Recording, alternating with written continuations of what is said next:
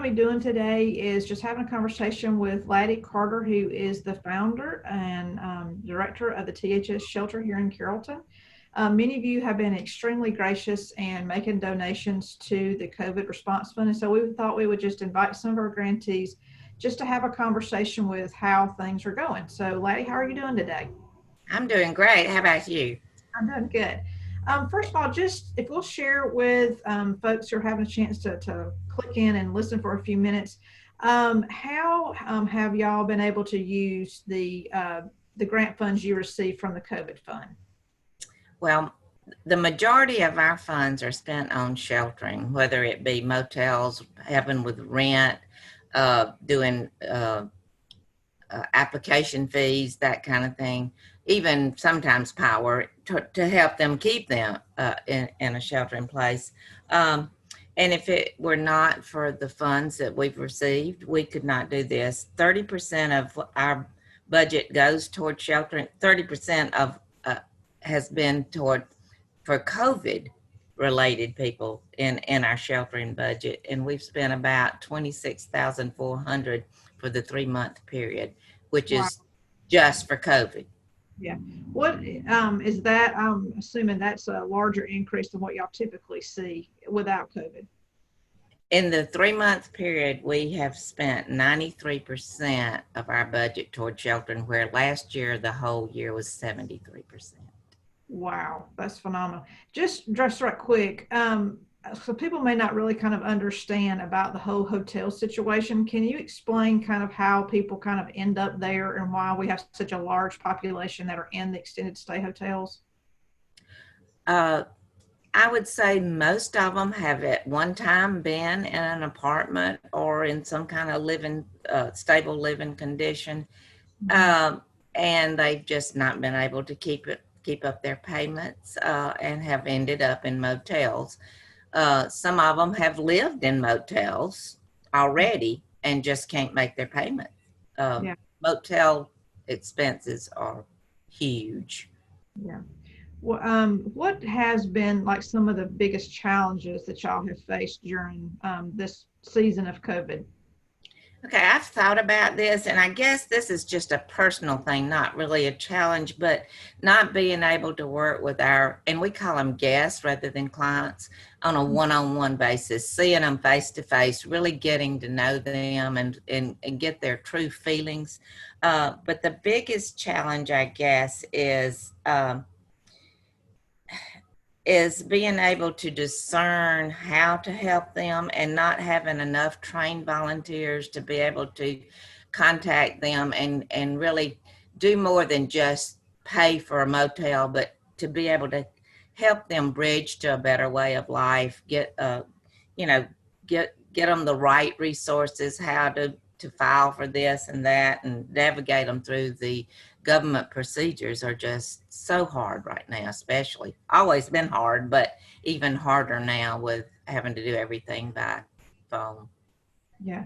Well, So that's the what, biggest challenge. if you kind of had your wish list, and I know you briefly mentioned volunteers or whatever, but what can, in addition to the funds to help individuals and families, what other things can the community do to help THS right now? Our number one request would be to please pray for those in need and for our volunteers. Prayer is a major thing and goes a long, long way. So that's number one. But we desperately need, as we already covered, volunteers that are willing to commit quality time to being trained, because you've got to know what you're doing to be able to tell them what to do. So we do have training sessions and are planning another training session soon. So that's the major thing. Donate to the community foundation and other people like Carol MC. Round off your giving, your bill, to that kind of thing. And just give a smile to a homeless person. Let them know that they are a person, and keep like snacks, bottled water, gift cards to fast food in your car. So when you see one of them, hand them these things. Not just hygiene kits. They do need hygiene too, but a bottle of water goes a long way. And a hand up of just support to them with a smile, like I said.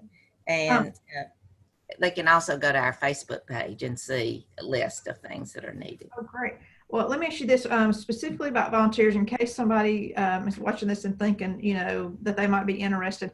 What kind of skills or what kind of volunteer skills, I guess is the best way to put it, would be most helpful? What do y'all need specific help doing at this point? Well, everything is done by text to start with. We send them a list of 20 questions to answer. So when a volunteer gets that person to do a verbal intake, they've already got some information about them.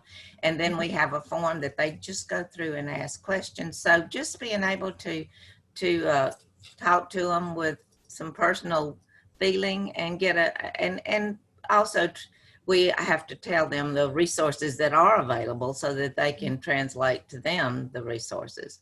Another thing that is very needed is once we have this volunteer done and get our guests into our database and start working with them, we desperately need people that would be like an ombudsman or an advocate to kind of stay in touch with them, see what they need. Have they done this? Have they done that? Because we want to do more than just dole out money. We want to really try to help them, and that's our hardest part, is discerning and how we can really be a service to them, not just, well, I think our mission statement says to serve and assist means we go further than just serving them. We assist them with bridging a better way of life. Well, it sounds like if they need a friend. They need a friend. Need a friend. They really do. Walk alongside with them. Yeah. Right before we wind up, just I know I didn't give you this question ahead of time, but hopefully it won't throw you. But of all the people and the families that you've worked with over the last, let's say, 2 or 3 months, is there any one particular story that kind of stands out that really touched you, where you thought this is really making a difference? This is going to, kind of turn this person's situation around that was hopeless and now they have hope. Is there any particular family or person that you've worked with that kind of stays with you, I guess? Okay. There are so many, and some you can't, you're not going to help. They're just going to go on. But one just came to mind. Vicki McCorsley has had helped this girl, and she just fell on hard times. She was going to, I don't want to say too much, but she was going to help with the census, and then they stopped the census. So that threw a kink in her job. She did find an apartment, and she has just been so thankful. And now she has a job. They've called her back to do the census. She may have a job in another company, and she is working part-time at one of the fast food places. So she is just really moving on. Really, everybody's been so impressed with her.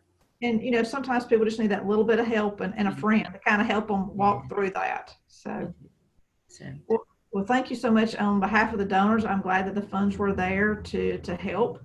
And you guys are doing an amazing job. And so I encourage everyone, if you're interested in learning more about THS, check their Facebook page. I'm sure Laddie and Cheryl and all her folks would certainly appreciate some extra hands and feet to help them in their work. So thanks so much, Laddie. Thank you for the opportunity to talk to your donors and let them know what a difference they're making in the lives of others. Thank you. Thanks.